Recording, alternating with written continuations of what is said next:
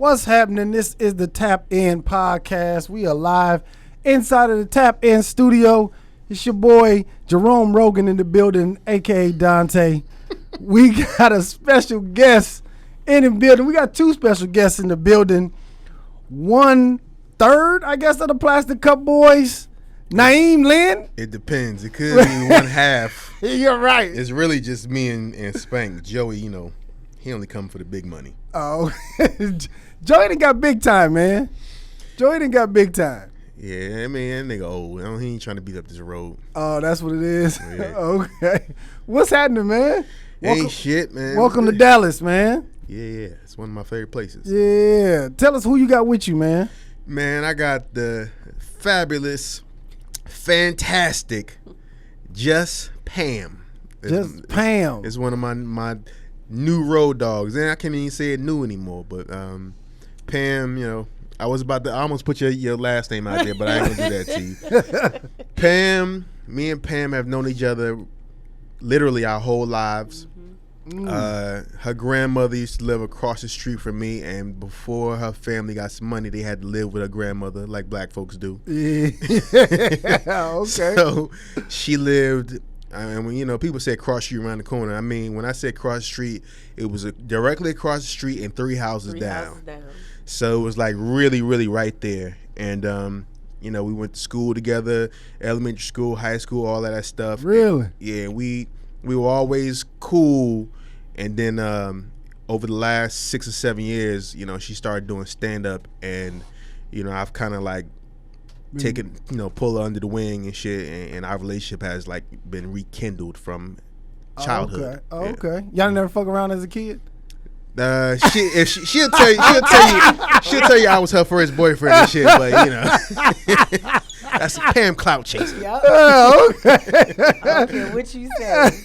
What's up, Let Pam? me bring up the yellow jumping bag. What's the yellow jumping bag? You don't remember it was these little balls and shit that had like a fucking horse face on it or something. And little bouncy joints that you just sit on and just jump on it. Back before niggas had video games. Yeah. I used to bounce on the ball, and Naim used to be like, "Let me bounce with you on the ball." I'm just saying. To me, you bounce on my ball, we go together. That's it. I literally, one of my other best friends, he posted, we all probably got this picture. There's a picture, I think it was my 5th birthday party. And Pam, you can see Pam in the picture like right behind me and shit. Yep. Damn, bouncing on the ball. Okay, so you from Jersey City too, right? No, we not from Jersey City, brother. We from Hillside, New Jersey. Yeah. Hills, it's different. Yeah. Nigga, Jersey City is Jersey City. It's a city in Jersey. So it's like, what, like LA and LA County? Or is that what it is? No, it's the actual name of a city. Hillside in Jersey City. Jersey City is a city. Oh, okay. Hillside is a town. It's its own city. Kind of like town. New York, and Manhattan, New York. I guess. Right? Dallas, Texas, and Austin, Texas. Like two different. Nah, but he's saying because it's called Jersey City, like the name of the state. So it is kind of like New York City. It's kind of like that. Oh, okay. Yeah. All I never thought about it like that, but that is kind of like. Oh, okay. Yeah, like in Texas, they got a city called Texarkana. Texarkana, yeah, where it's like it's on the border of Arkansas and Texas, right? Yeah. Yeah. So and so Jersey City, is we not from there, but Jersey City is like right by the Holland Tunnel, it's right by New York. Oh, okay, that's what's up, man. Mm-hmm. That's what's up. And then I got another dude that also tours with me. He's not here this week. His name's Jonathan Martin. You know Jonathan, right? Yeah. So Jonathan, I've known Jonathan since I was 5. We went to kindergarten together. And then we were in and out of schools together growing up, and then we graduated together. You know what's crazy about Jonathan? I be seeing Jonathan on some random ass documentaries about some gangster shit. Like I can see that.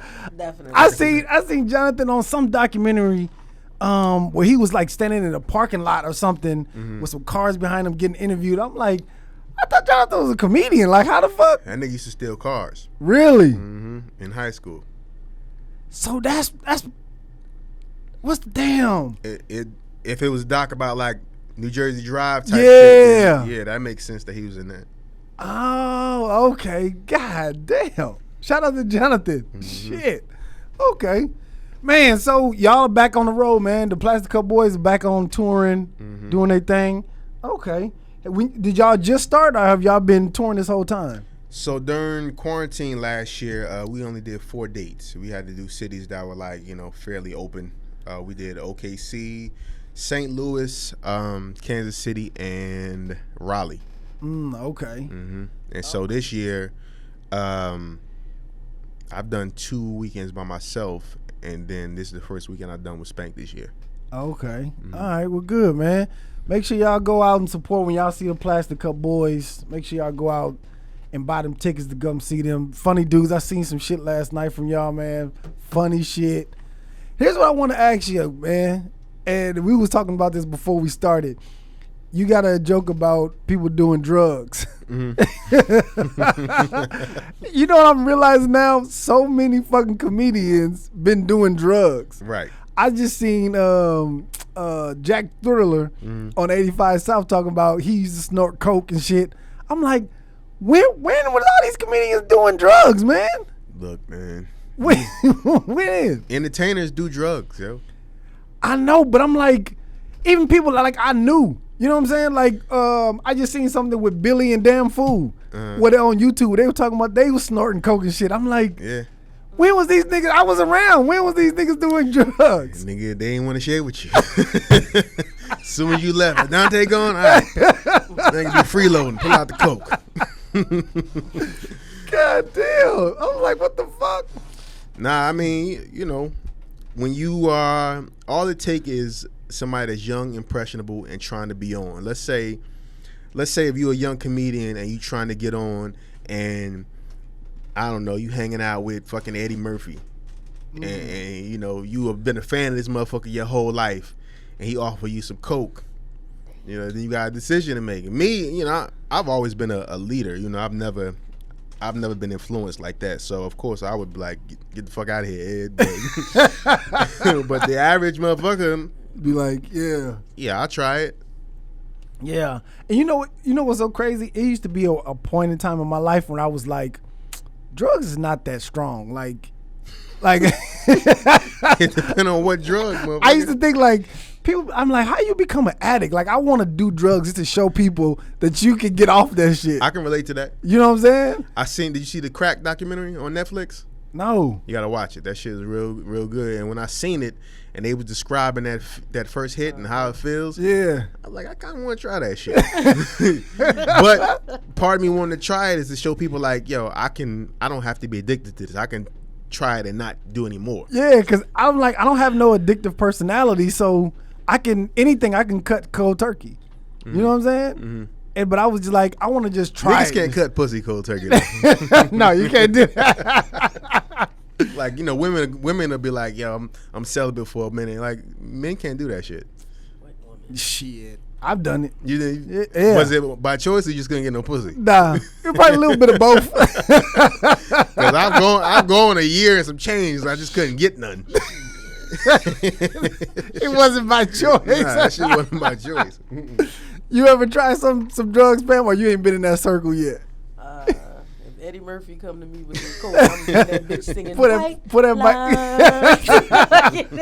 that mic to you. Put that mic to you. Yeah. You say you gonna be singing white lines. Singing white lines out there.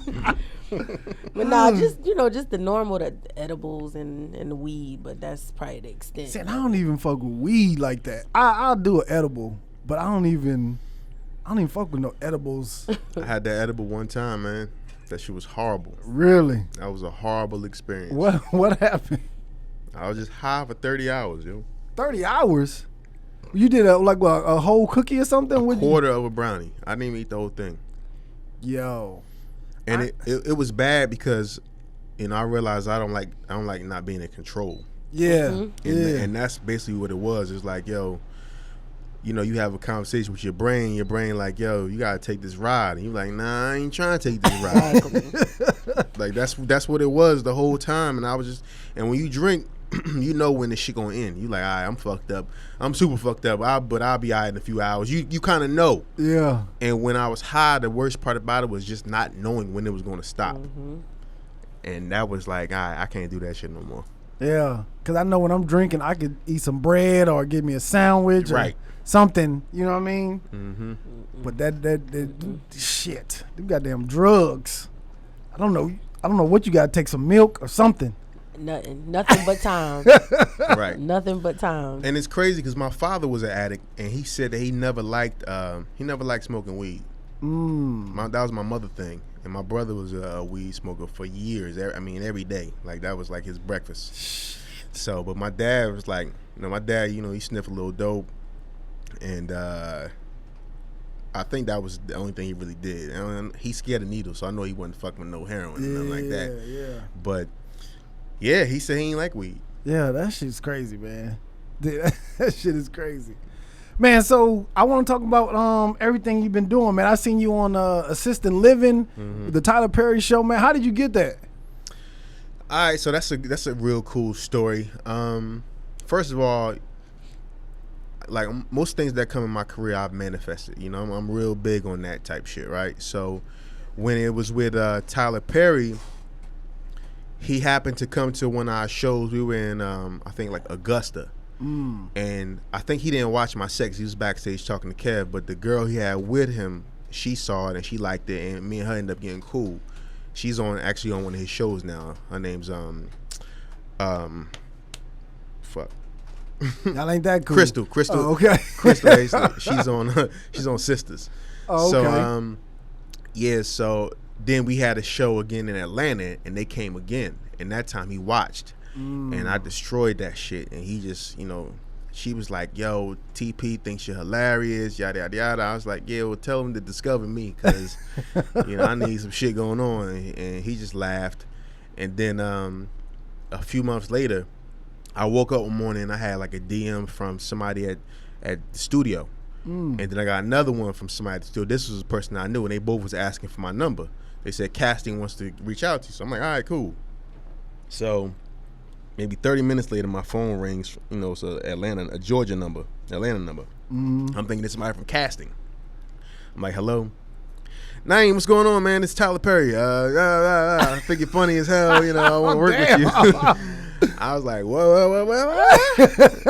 Still had the frog in my throat. It was like 8 a.m. Yeah. He's like, man, I really love to work with you, man. He started asking about my exclusivity with Kevin. I was like, nah, I can do whatever I want. And he's like, all right, well, what are you working on right now? I said, nothing really. And he said, I got this idea, this show that I think you'd be great for. And he kind of told me about Assisted Living. And I was like, all right, cool. And then he said, just keep in touch. That was in May of 2019. And then, I had his number, so I reached out to him a couple times, wished him a happy Father's Day in June. And then I ain't talked to him no more after that. And then I got a call for an audition in like September. And I got the script. I was like, "Oh shit, this is the show that he was talking about." But I thought my agent had just got me an audition. So I went in, and you know how it is on going to auditions. Shit, you fuck around, go to audition, you show up, and Denzel be out about to go in. You're like, oh, what the fuck am I doing here? I can't get this part. The very first audition I went to, Malik Yoba was there. I was like, the very first audition I ever did was for Tropic Thunder. Oh, damn. To be the part that Brandon had. Yeah. So, auditions that had you fucked up. Yeah. So I had a streak of about 8 years of horrible auditions. But then I started getting better, and so I went in for this one, and I was super prepared, and I had a great audition. I think I did really good. And then when I was finished, and this was Kim Coleman. You know Kim Coleman? She's one of the casting directors in L.A. Did she have braids, or she had braids at one point? Sometimes she wear glasses. Yeah, okay, yeah. So Kim was like, I finished. She's like, all right, we'll see what we can do. He loves you. He told me make sure we get you in here. And I was like, oh shit. And I was thankful that she said that shit after, because if she said that before, I would have probably fucked up. Yeah. So I was like, okay, so he really do want me to have this part. Yeah. So I did that, and then like a couple weeks later, they hit me back like, he wants you to come in and read again for the grandfather. So I was confused, he said, so my agent said for the father. I'm like, ain't no father. I'm the father that I read for, and then it's the grandfather. So I'm like, maybe they added somebody else. I didn't understand. So I reached out to him like, yo, I don't want to fuck up this audition. Just what am I reading for? He's like, well, I thought about it. It might be fun if you played the grandfather and I put you in prosthetics and shit. You play like an old man. Oh, okay. So I was like, all right, cool. I'll try. You know. Yeah. So I went to the barbershop, had Garrick put like the gray beard on me and shit, the topic and everything, and I had like an old man hat and some glasses. Okay. And I went in. I was in there pronouncing Chicago. You just wanted to come down to Chicago. And I feel like I did all right, but I can't do it. I'm not a voice. I can't do voices well. Yeah. So then they said I had the part, and then I realized like, so this show was really for me. This part was for me. Yeah. And then Jandy Brown got the part because Tyler had called the Steve Harvey show, and Jay was like, yo, I don't know if you know or not, but I read for that part. And he's like, no, you didn't. He's like, I did. And then I think I think he probably just like, fucking, I'm putting Jay on. And then, the Browns, they came on easily. He already been messed with them for years. And then they casted the other characters later. Like the girl that plays my wife, Courtney Nicole, they cast her like maybe like a few days before we got there. Really? Yeah, they was going back and forth with a few different people. Oh, wow. And y'all shoot in Atlanta? Yeah, at Tyler Perry Studios. We 3 seasons in now. Shit, that's dope, man. They're about to start airing season 2 next month. Really? So y'all already got 3 seasons already done? That motherfucking Tyler Perry, man. And we shot season 3 in 10 days. 22 episodes in 10 days. Are y'all doing an episode every day? We were doing 2.5 the first few days, and then it was just 2. God damn. Yep. Damn. That's what I was saying every day on set. God damn. How you remember all them lines? How you remember the lines? So my method became to stop trying to remember the whole episode, and what I would do, I just read the episode so I know what's going on. And then when we shoot, we would run over it 3 times before we shoot. First time we would just read it, and then the second time we would do blocking, and then we do one more time. And then we would do 3 or 4 takes before we go to the next scene. So I would memorize the scene while we rehearsing it. Okay. That became my shit. I would retain the information and then I just dump it. And it worked really good for me. It worked really good. And then, he don't mind if you ad lib and shit like that. So you ain't have to be verbatim. So is he directing the episodes? he directed the first season. He directed the first half of the first season, but he hasn't directed any more since then. Okay. He kind of just turned our show over to Mark Swinton and Derek Deuce. Oh, okay.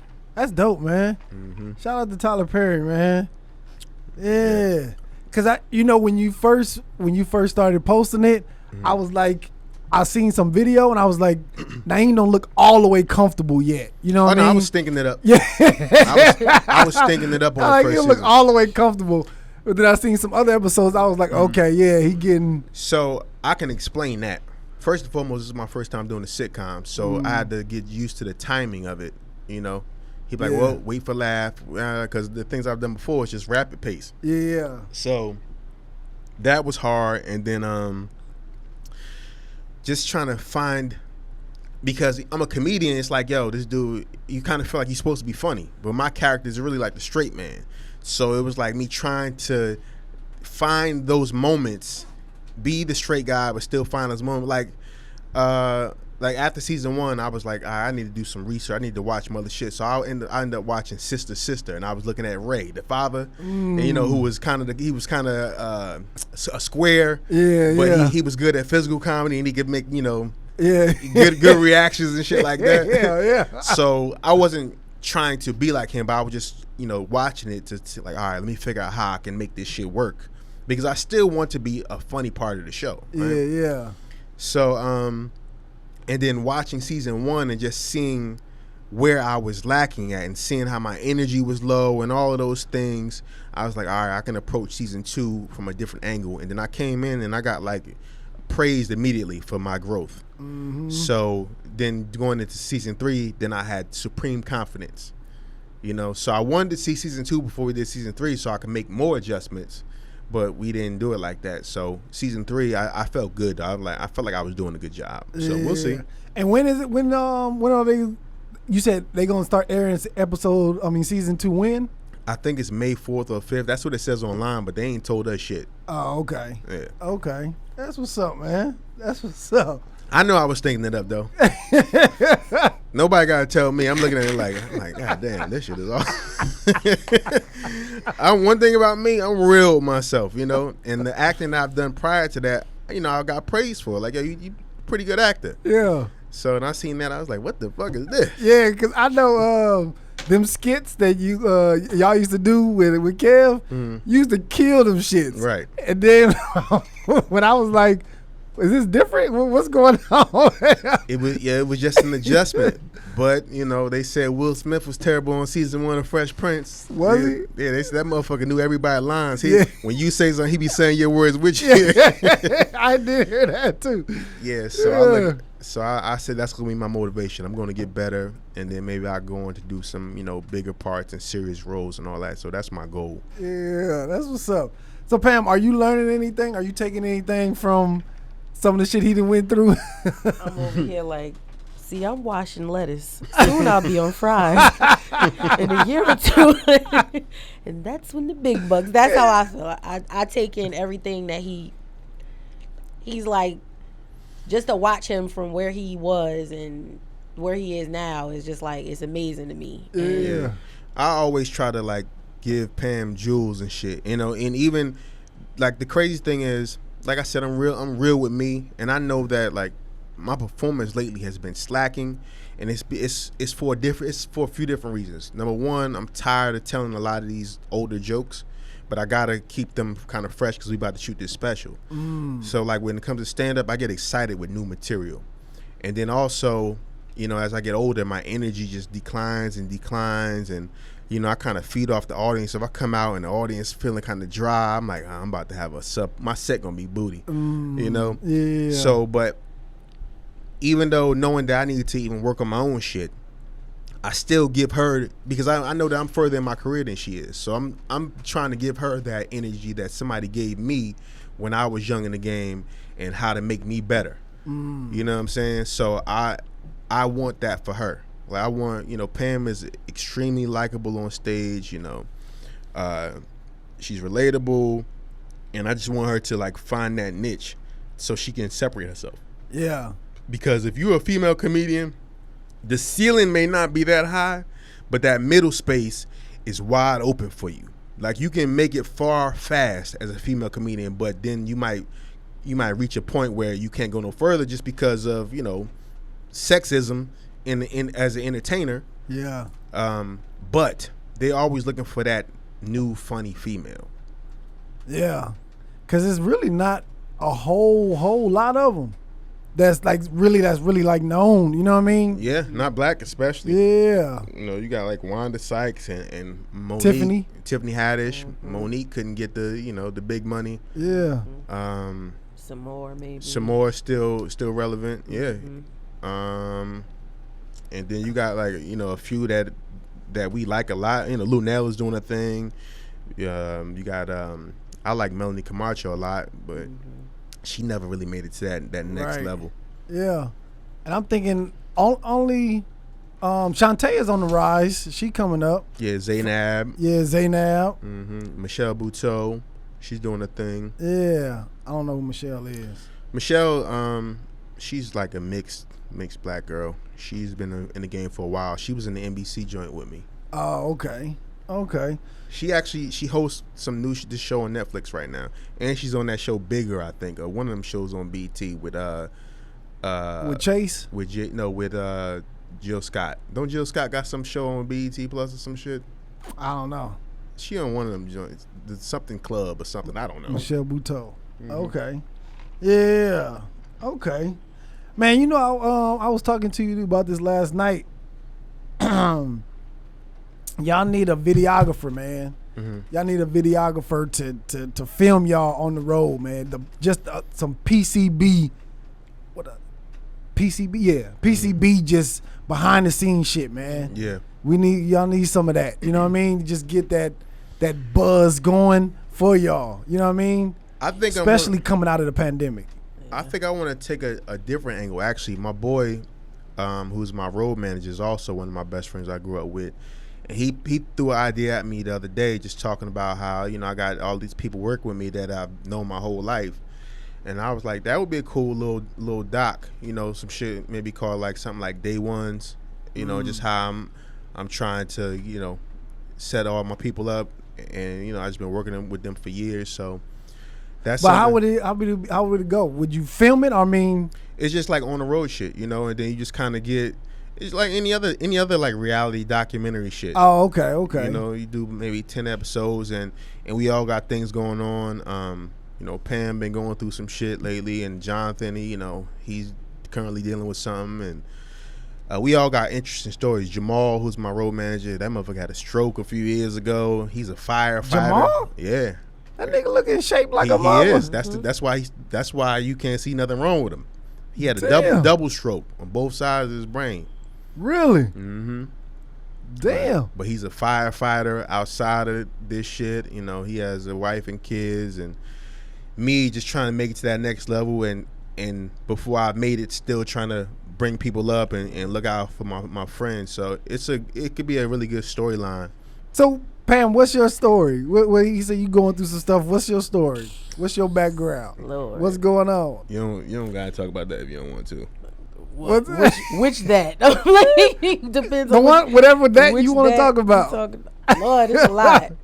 I'll just go back. Something that you talk about on stage, or do you talk about it on stage yet? That's actually a debate me and Naim be having about me being more personable about my family life and stuff. Yeah, I'd be like, Naim, my life is a movie. I'm still trying to find comfort in having this shit. Like, so, like I just in the last 4 months, yesterday make 4 months, I buried my mother and my father. Oh shit! And through like the whole thing, I ain't miss a show. I still like just been trying to, you know, keep my head up and stay positive and stuff through all that.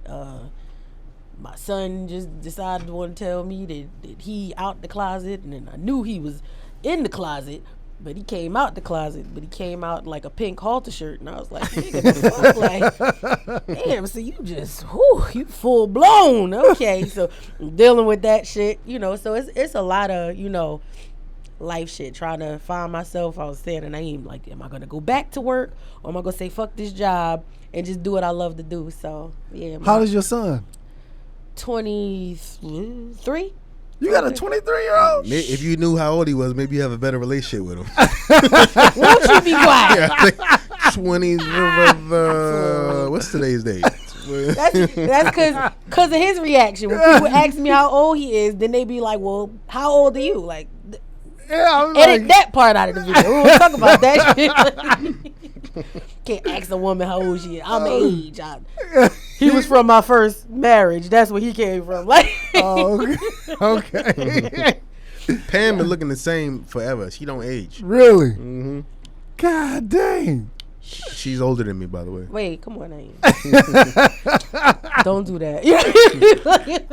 Don't do that. So back in the day, you was robbing the cradle for real. You She only got me by a year. Oh, okay. I wasn't robbing the cradle. Naim was trying to get some cougar love. Young cougar. At the age of 5. Wow. Okay. Damn. So mother and father. Yeah. Buried them in the same month, you said? The same year? A month apart. Golly. I buried my mother on December 31st. My father passed on January 31st. Damn. And is any of the family stuff you talk about on stage yet? Or you? Not yet, because, you know, that wound is still... It ain't nothing funny about that shit anyway. Yeah, what can you even like, say? Listen, you got to find the funny in your whole life. I mean, I did find a little bit of funny one day, because I remember walking in my grandmother's house and all my aunts and them was in there, and I was like, I'm a fucking orphan. Like, I went from having both parents to being little orphan Annie, and I started singing like The Sun Will Come Out, and they was like dying laughing. But that was a real live reality check. Like, yo, I'm an orphan. Like, so I called my brother like, yo, you know we orphans, right? But Yeah, I don't know. Yeah, cause I know. I was going through something with I got two twin girls. I was going through something with their mother, and everybody was like, "Man, you need to talk about this. You need." And I was married before. I was married. I'm married now, but I was married before for 10 months. Like it was grand opening, grand closing. I was like, yeah, I gotta get the fuck out. And people will be like, talk about this. I'm like, this shit is too close to me. Shit traumatic. Yeah, this shit is too close to me to even bring that shit up on stage. Yeah. But people, when I tell them about it, because I took my twins' mom, I took him on a TV show to get a paternity test to make sure that they was mine. Well, look, he ain't even going Maury. He went on one of them shows that lasted for like 2 years. Because I was hoping nobody gonna see it. I wanted to get the test without nobody else knowing. Wow. My homeboy, and it was one of my homeboys. He was getting a paternity test too, and he was like, they charged him $150, and he was only having one. And in my mind, I don't know why I thought this. In my mind, I was like, well, I'm having twins, so that's gonna be $300 for me. You only got to test one, motherfucker. I was thinking $300. I was like, nah, somebody else gonna pay for this. So that's why I went on the show. The fact that you like, yeah, me and my homeboy both had to get paternity tests. I'm over here questioning, like, damn, condoms is only like $3 a box. And we was young and wild, man. I'm glad you said that, because this nigga told me how she got pregnant. The nigga said that pussy was dry. He had the raw talking. Look, I had a fucking show, right, in Ontario. Mind you, Donte was not on the show. Right. I'm just doing the show. At the end of the show, this girl comes up to me screaming at me, "You need to tell Donte to take care of his fucking kids." I'm like, how do you even know? I know Donte. Because he got kids. And then I hit him up. I'm like, yo, what's going on? He's like, man, I don't think them shit's mine, man. Nigga get some bad pussy. He definitely only want the kids to be his. I'm like, I got twins off of some bad pussy. I ain't even enjoy it. Oh shit! Then you tried to make it work though. You tried to be with it. Didn't you? did. I tried. I tried to. Matter of fact, that's my bone I want to pick with you, because you gave me some bad advice. You was like, man, the only way she gonna chill out, man, you gotta fuck her again. This nigga gave me some bad advice back then, and that's what made me. That's what made me even try to work it out. That's the reason why I tried to work it out. I don't even remember saying that, but Man, I believe it. I was like, why? And then after I she tried, chilled for a minute, didn't she? Yeah, I don't know if it made it worse or better, man. Mm-hmm. I really don't. Honestly, I don't. It probably made it worse. Because now she ain't letting me see him at all now. You know what I'm saying? Mm-hmm. She ain't letting me see him at all. But well, after she hear you talk about dry pussy, you definitely ain't gonna see him. I didn't say that. Naim said that. I said that. Yeah. Naim said that. And you can always edit that part out if you need to. I'm not editing none of that but what you said, but I'm not editing nothing else. But yeah, man, but I love my girls to death, man, to this day. But me and mom, at their graduation, you got to show them this video. Look, I told y'all, I love y'all to death. It was your mother fault. I've been trying. You paying child support? Yeah. All right, at least you doing. Yeah, man. But you should. She gotta let you see them if you paying child support. The courts. So this is what happened, and I'm gonna just air it all out. This is what happened. So I moved here, right, in 2014. Mm-hmm. And once I moved here, I was flying back on their birthdays and different occasions. Mm-hmm. And on their birthday, 2015, I think, I flew back, told her I was coming. I knocked on the door. Nobody answered. I'm like, hey, I'm at the house. She didn't text back. She didn't say nothing. I just left their gifts on the porch. We went to court the following, whenever we went to court, and she said I was leaving dangerous things on her door. She's scared of me and all this other shit in the courts. And so they gave me, they tried to give me, what is it called? Supervised. Yeah, supervised visits. I'm like, for what? I'm not doing no fucking supervised visits. Like, no. They was like, you got to fly to California, go to this building, and you can only see them at this building. I'm like, nah, fuck that. I'm not doing that. Like, I'm not. Why would I go to visitation when everything else been cool. She's just upset at me or mad at me for whatever reason. I'm like, nah, I'm not doing that. I'm not fucking flying to California to go to this building to meet them for seating for 2 hours and then come back to fuck home. I'm like, nah, I'm not doing that. So, yeah. And they probably not even gonna fuck with you when you there for the 2 hours. Exactly. You know what I'm saying? And we just sitting in this room with fucking blocks. Like, what y'all want to do? Let's build some blocks. Like, nah, fuck that. I wanna take my girls out, go get something to eat, go let them play. You know what I mean? I got a brand new baby girl. You know what I mean? I want them to see their sister. My son, my stepson, he loves them to death. He wants to see them, but it's a whole nother story, man. And this is shit I should have been talking about on stage, but I never did because it's too. So too you can't even call them or nothing. Do you talk to them? I call, nobody answer. My wife called, nobody answer. Nigga, it's the wrong number. No, it's the same number when I need to send money. Oh yeah, it's the same money. It's the same number. So yeah, it's That's a whole fucked up, man. yeah, it is. But it is what it is, man. All I can say is keep trying. Maybe send them something. Send them some stuff, or send them letters, something. You know what I mean? And just so you have this proof, because one day they're gonna be grown. And they're going to be asking about you or looking for you. And it might be to cuss you out. And you can say, well, I tried this, but your mom didn't allow it. So, and that's it. But make sure you have a paper trail of effort. Because all they're going to do is get older and like, well, you didn't try hard enough. If I had kids, I would have done this, that, another. I would have took those 2 hours. They're going to say shit like that. Yeah. So. Yeah. I just had to deal with it then, though, man. How old are they? They both 10. Yeah. Well, they twins. I would hope so.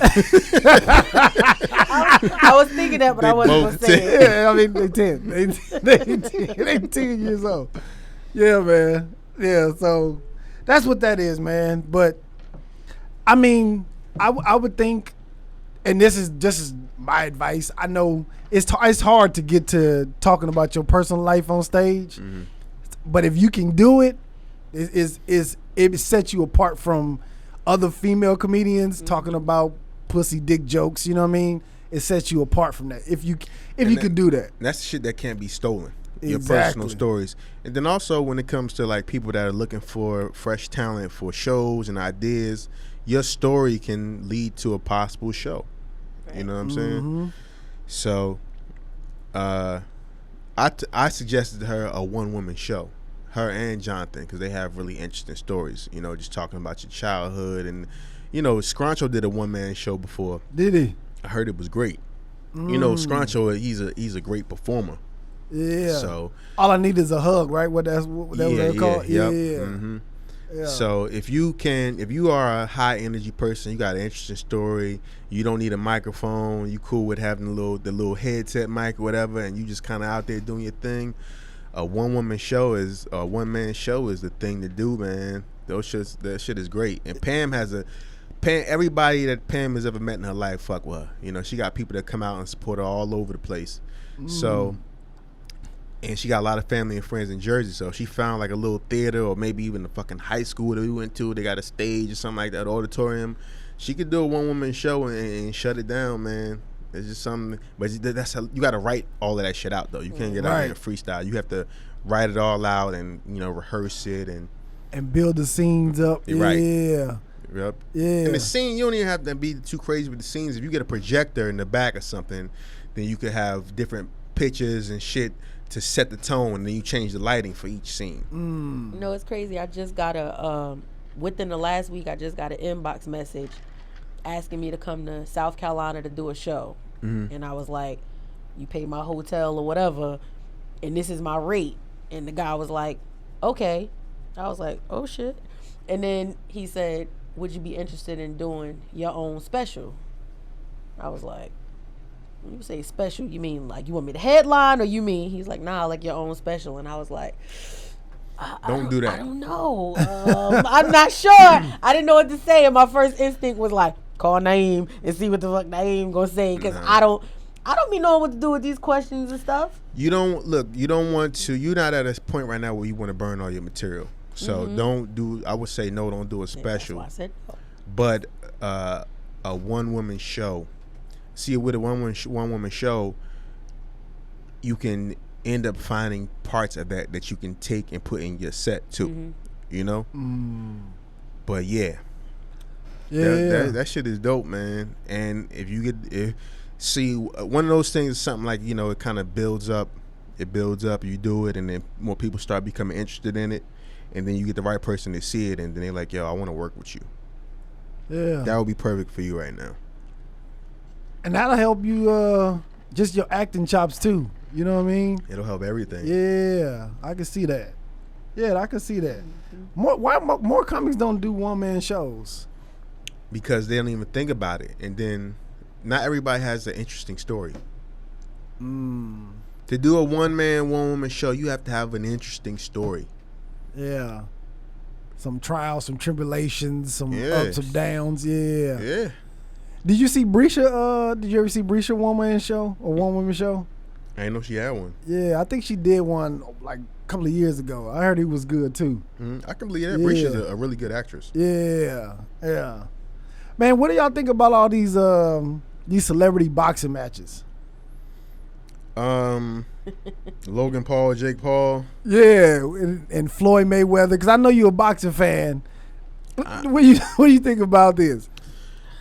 Man, I'm such a Mayweather fan. I'm so much of a Mayweather fan that I'm actually opening my own Mayweather boxing and fitness gym right now. Are you serious? Yeah, I'm opening a franchise.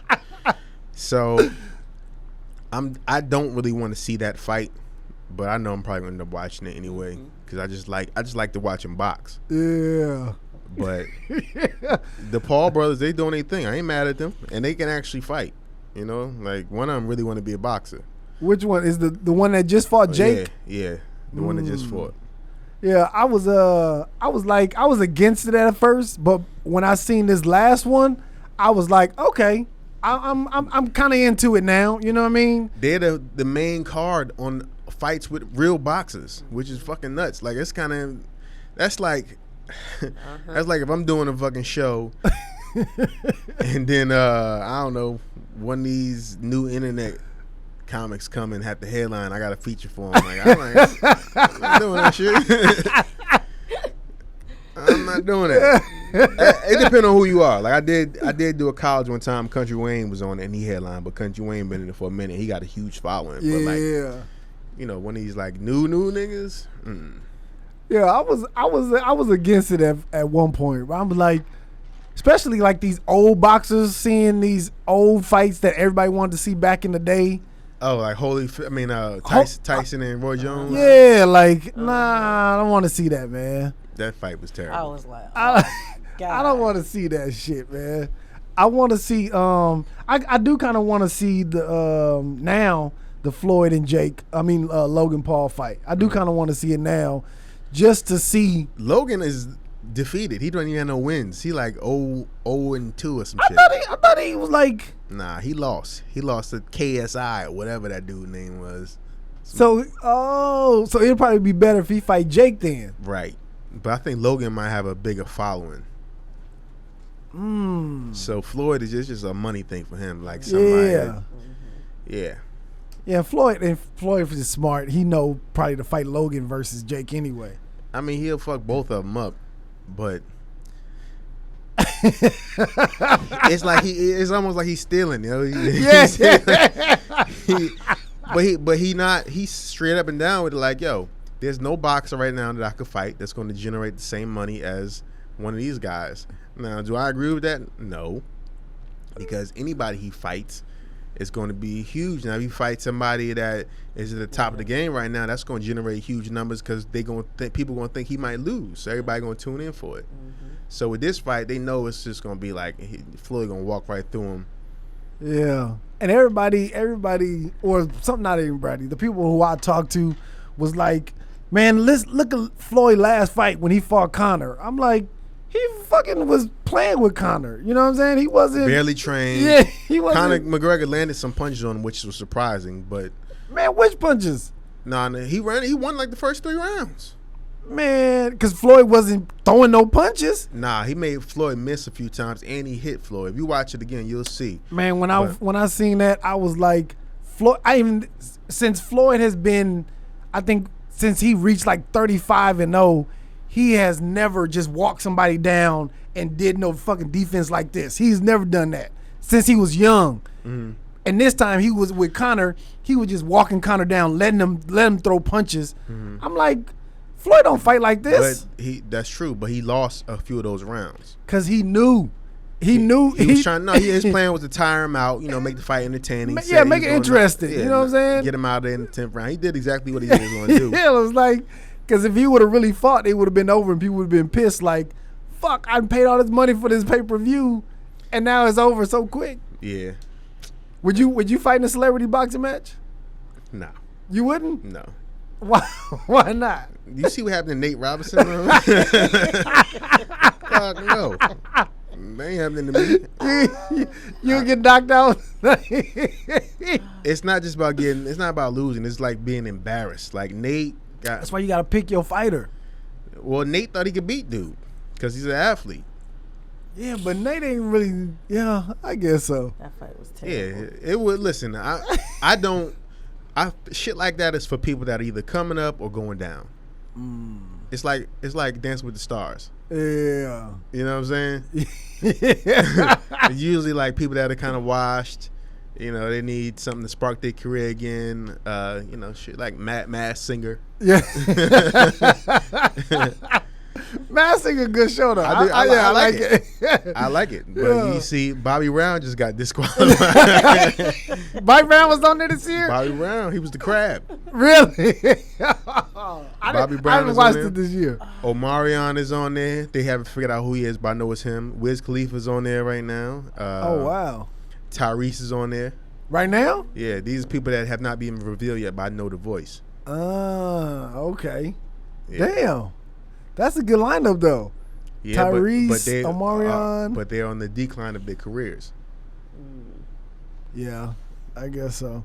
But if you fought somebody like Jack Thriller, Lord. that'll be an easy win. Also, well, first of all, we don't know that nigga's He big. been in the gym. Jack Thriller been in the gym. Right, that's number one. Number two, what we gonna have? 200 views, 200 sales. No. Jack got a following. You got a following. Nah, not enough to make no real money off it. Yeah. And Jack already got one loss in the public. You know what I'm saying? 50. No, you didn't remember that You ain't boxing see that match fight? when he was in some boxing gym in New York? Mm-mm. Dude Oh beat the my brakes off of God. Jack, man. That's why he been in the gym like He that. beat the 'cause brakes he trying off of to Jack. redeem It was recent? himself. Nah, it was probably like a couple of years Yeah. ago. I ain't see that. He got his ass whooped Nigga knocked his other eye out. several times. He just kept going down. I was like, nigga, stay down, stay Yeah. down. He was like, man, I beat his ass for the first 45 seconds. He was like, if we was in a street fight, I would have been stomping him by then. Mm-hmm. But it was like, yeah. I fuck with Jack, man. That's my dude. Yeah, shout out to Jack, man. Here's what a question that I seen somebody ask online. I want to get your opinion on this. All right. So when it comes to man in the bedroom, right? Is it okay for a man to moan during sex? That's for a woman to answer. Can I answer? Go ahead. Is it okay? Yeah. Absolutely. Does the matter like what sound? He can't go like. He can't. He got to make a manly moan or Two what? things. If you quiet, the more quiet you are, the harder harder you go. I'ma go. Because I feel like I ain't doing nothing. But so when I hear you making noise, that's my motivation. So that get me going too. So when I hear the moans, I'm like, oh, so now I need to hear it. I need a support system while I'm putting in this work. You moan, Naim. I'm quiet in the motherfucker when I do Nigga be over there using sign language. Naim ain't making no noise. I be thinking. What you thinking about? Don't come yet. Don't come yet. If I make noise, it got to be organic. Because if I like just make a noise just to make a noise, I'm gonna laugh at myself. You know what I mean? Like I'm still kind of like silly shy shit. Like, yeah. Wait, who would make noises just to make noises? You only Just- supposed to just- make noise if you feel something. Well, just to make them feel like they're doing something. You know what I hate doing during sex? I hate talking. Like Yeah, me too. I said like three things. What? What 3 things? You glad you came. You glad. Naim's so fucking corporate, like. You glad you getting this thing, ain't you? Mm-hmm. Mm-hmm. I said a lot of mm-hms. Mm-hmm. I can't even imagine when I watch him on stage. I hear the shit he say. I be like, I wonder, is he? He probably is really like that. Mm-hmm. But I'm a pleaser though. Like that's the thing about me. Like I get pleasure out of pleasing. So I'm like, yo, all right. I'm going, okay, this is what works. This is here. I'm going right there. You're going to come twice. I'm going to come last. Roll the grass. Me too. That's why I need to know, because I'm a pleaser, I want to hear it. Because if I don't hear it, I'm not doing my job. See? Oh, shit. So, yes, to answer that question, absolutely. I think the noises I make is like after a laugh. You know what I mean? You know those little after the laugh moans? Mm-hmm. Like, oh.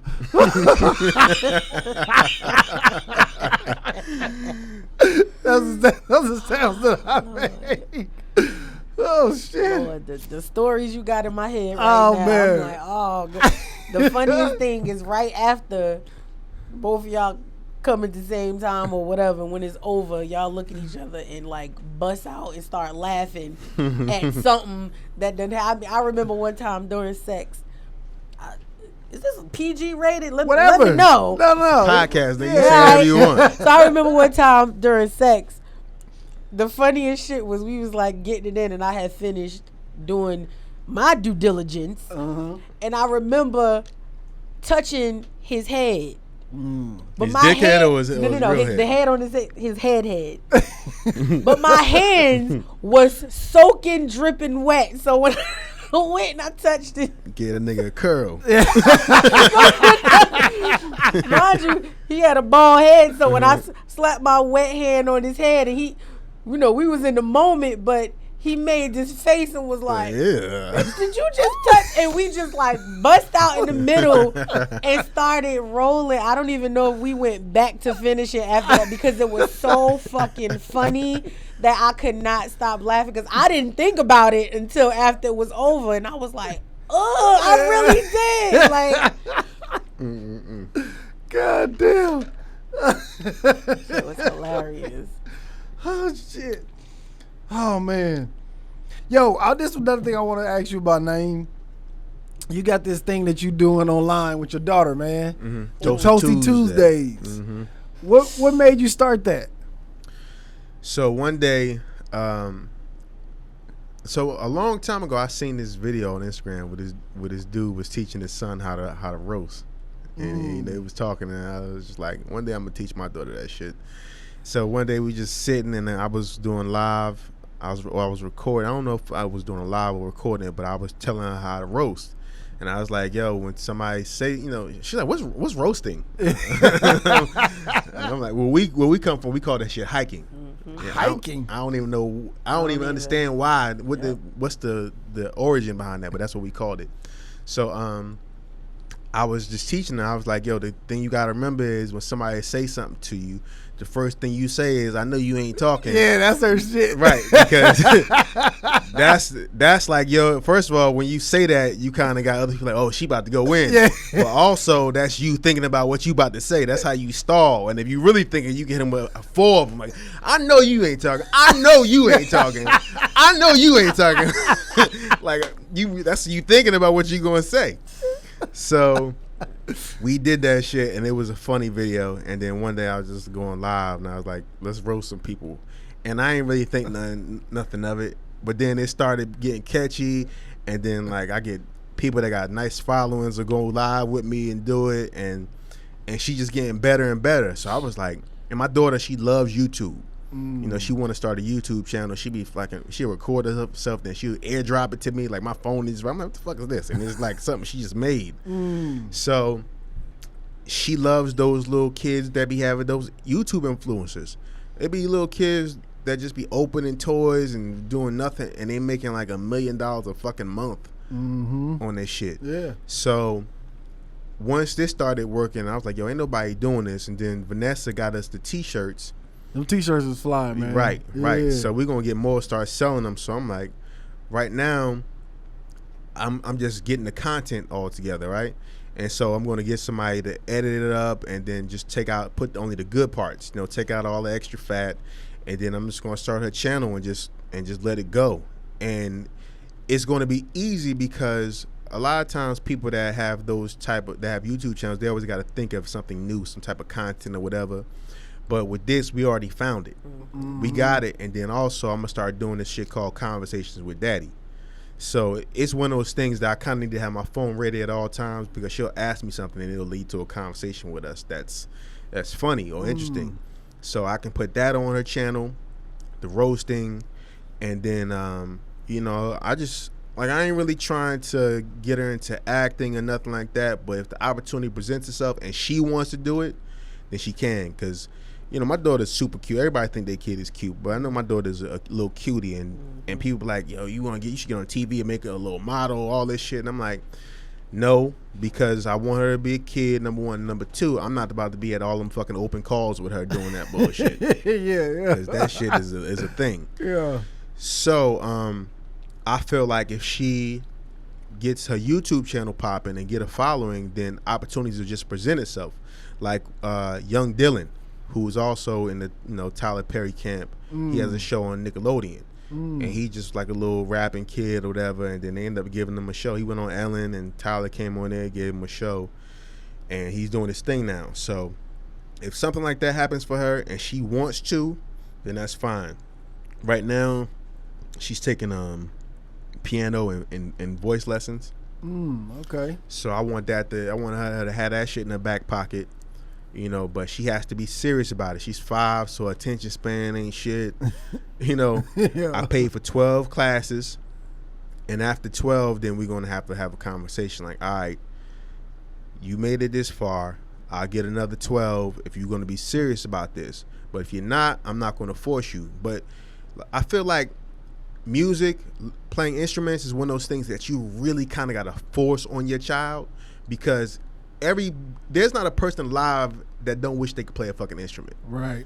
You see a motherfucker playing a guitar. Bass guitar is my favorite instrument. That's my favorite sound. You see somebody playing the drums, you be like, that shit look cool. I wish I could do that shit. Everybody think that. And then anybody that played an instrument when they were a kid and stopped, they hate that they stopped. Yeah. You know what I mean? I played the clarinet, and I'm not. Me too. I played the hell out of Mary Had a I Good played the Name, clarinet that's too, but the clarinet is a corny ass Corny instrument.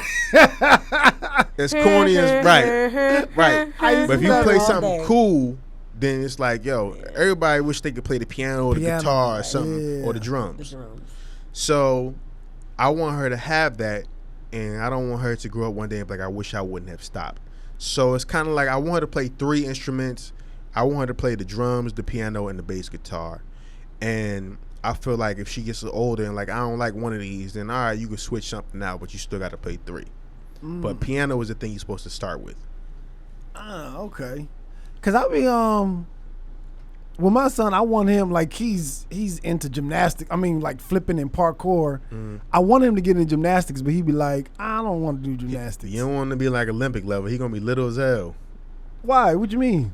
Them motherfuckers that do gymnastics, that shit stunts people's growth. That's why everybody that do gymnastics be little as hell. The girls be like 4'9" or some shit. Oh, really? Yeah. Oh, shit, I didn't know that. Yeah, you gonna have a little runt. Oh, okay. I didn't know that. But yeah. And you see, my always thing is I want to just expose them to different things and let them, whatever they like. You know what I mean? Yeah. But when you said you got to force it on them, I was like, I don't know if I want to force anything on them. You know what I mean? I don't want to either. But if it's anything that I do force, it'll be not the singing, it'll be the instruments. Learning to play instruments. Oh, okay. Because that shit also, it helps your brain development too. You know what I mean? Yeah. It's a good thing all the way around. It's just something to like, yo, you could just pull out at any given moment. You know? Yeah. Oh, okay. It's a job waiting for you if you want. If you are good at playing, you could be in a band, you could tour. It's a job waiting for you. Okay. You could be in the mall just playing. You could be in a fucking subway. It's like playing an instrument is like a woman knowing how to type in the 70s. Like, you know, if you could type 40 words a minute, you had a job when you got out of college or high school. You fucking secretary. This nigga about to get me too. I'm telling the truth though. Yeah. If you could type, you had a job. Yeah. Okay.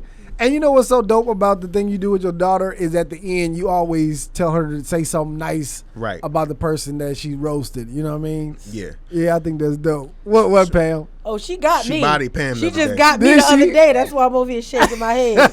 Bodied her. What'd she say about Pam? She said, "You have a mustache." I said, I wasn't even ready.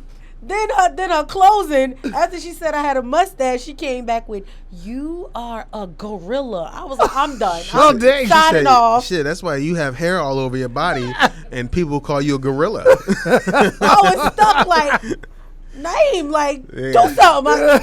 I was like, I'm done. I'm out. And I'm teaching her how to really roast, because when we were growing up, it was like your mama jokes, that type of shit. I see your mother kicking the can. What you doing? She moving. That type of bullshit. Yeah. Like, I'm teaching her to actually look at somebody and say something.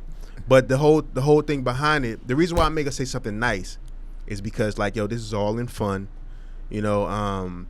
Because, you know, once she starts her YouTube page and then people watch this, then I'm taking away the ammunition of people saying I'm teaching her to be a bully. Mm-hmm. Because that's not what I'm doing. When she roasts, the other person has to go first. She can only say something back, and then she gotta say something nice at the end. It's like, you know, shaking somebody's hand after a fight. Yeah. She kills me with the, "I know you ain't talking." Right.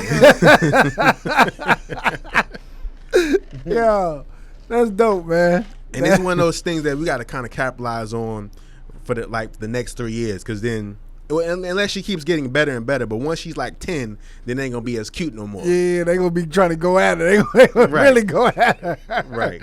Yeah. So yeah, like for the next 3 years, that it could be really, really good. Yeah, that's dope, man. Yeah, I think more people need to know how to roast. Mm-hmm. And be able to hear somebody else roasting them. You know what I mean? Yeah. So that way we can get rid of this bullying, online bullying shit, and people don't take it as serious. You know what I mean? And they won't be some weak ass kids. You know what I mean? Right. You just gotta be able to laugh at yourself, man. Yeah. All right. Last thing, man. I know you mentioned the special y'all shooting in Atlanta, right? Yeah. Next Saturday, May 1st. Okay. So anybody in Atlanta pull up. Where is it gonna be at? Center Stage Theater. Center Stage Theater. Okay. And what time? I think it's 7 and 10. Okay. So if you're in Atlanta next Saturday, pull up Center Stage Theater, 7 and 10. So it's 2 shows, 7 and 10. Okay, bet. And where's it gonna be? Where other people can see if they can't actually come? When is it gonna be out, or what is it gonna be on? You know that turnaround is usually like 3 months, but it's going to be on Netflix 9 times out of 10, unless somebody offer Kev a bigger deal. But yeah, it's probably going to be on Netflix. Okay, all right. Well, yeah, and Pam, leave all your information so people get a hold of you as well. You can find me on Instagram at @Iam_Just Pam. That is Iam_Just Pam. Don't worry, I only got 12 followers, but don't worry about that. Just come on aboard. I got video content. I do skits.